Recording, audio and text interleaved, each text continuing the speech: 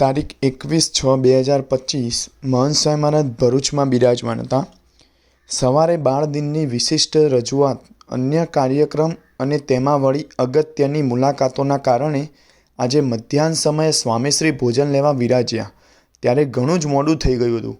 તેઓના જમી લીધા બાદ સેવકોએ વિનંતી કરી કે બાપા 2 વાગી ગયા તો ચાલો ઊભા થઈએ.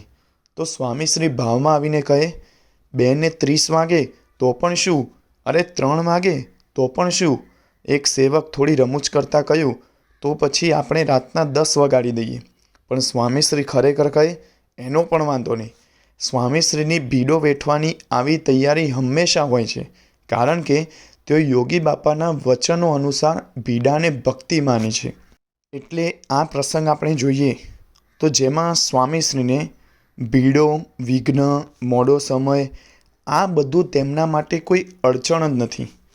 તેઓ હરિભક્તોને મળવા માટે પોતાનો આરામ, સમય, સુવિધા બધું જ ભૂલી જતા. યોગી બાપાનું એક વાક્ય તેઓ મનમાં રાખીને ચાલતા કે ભીડો એટલે ભક્તિ.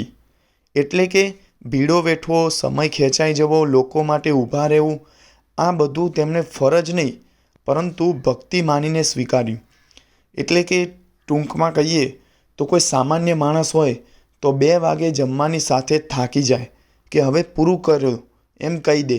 પણ સ્વામીશ્રી માટે લોકોની સેવા, કાર્યક્રમો, મળવું, હરિભક્તોને રાજી કરવા આ બધું પોતાના આરામ કરતાં વધુ અગત્યનું હતું.